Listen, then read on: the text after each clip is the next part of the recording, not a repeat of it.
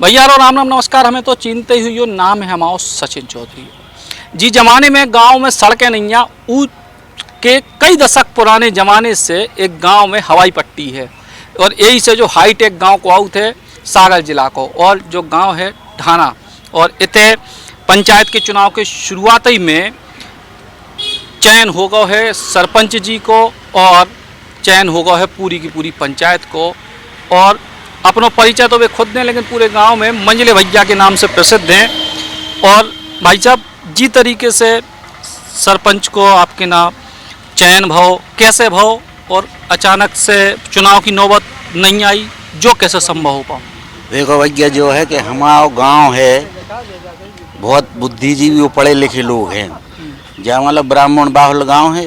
हालांकि सब गांव जितने समाज के हैं पढ़े लिखे हैं, तो अपनों तो कोनो विचार है तो ही नहीं। गांव के जितने युवा वर्ग हैं उनने सब ने हमसे कही कि भैया ये बार आप चुनाव लड़ो, तो सबके कहे पे हमने भैया पे भर दो तो फार्म।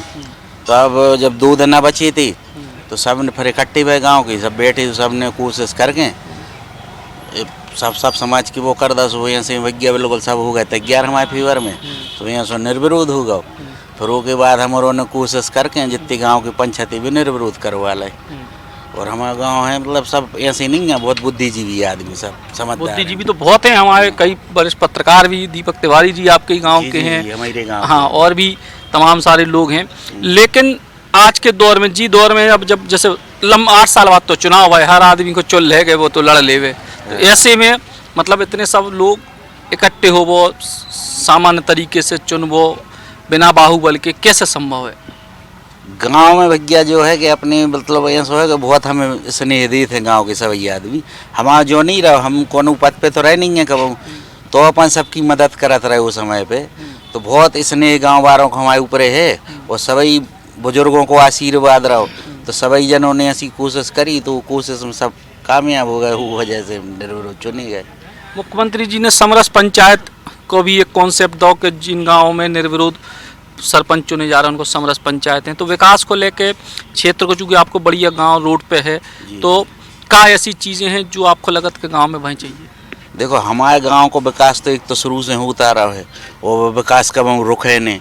और हम चाह रहे हैं कि हम अपने गांव को बिल्कुल जैसे शहरों में स्मार्ट सिटी को चल रहा है, तो हम भी चाह रहे हैं कि अपने गाँव को स्मार्ट गाँव बनाएँ।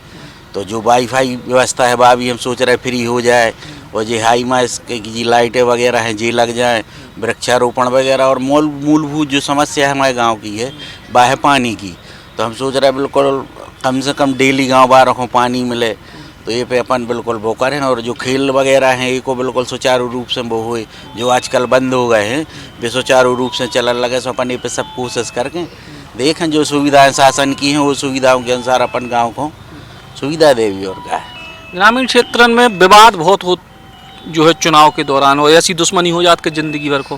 तो आपको लगा था कि कम से कम जो पहल भाई भले को बनवे, आप ईबीर बन गए या आगे और को बनवे, ई तरीके को कॉन्सेप्ट ज़्यादा ठीक है कि मिल बैठ के सब तय कर लो? भैया मिल बैठ के करे इससे फायदा है, लड़ाई में कछु फायदा नहीं है। ये में तो कहा है एक तो जीवन भर को वो बन जाते है विरोध, और दिमागी टेंशन भी बढ़ जाती। तो मिलजुल के जो करो वो बहुत सही रहते हो। मिलजुल के हमारी तो सभी जनों से कहो जो ये भैया कि मिलजुल के करो, वही में फ़ायदा है, लड़े बड़े में नहीं है बिल्कुल। गाँव में जो आमतौर पे समस्याएं आती हैं स्थानीय बहुत छोटे छोटे स्तर की, तो अब जब खास तौर से सरपंच को या पंच को जो रोल है वो ई के लाने ज़्यादा महत्वपूर्ण हो जाता है कि गाँव में जो न्याय अपने ना कही जाती ना कि लड़ाई झगड़ा छोटे छोटे इन सबको निपटा में भी भूमिका रहा।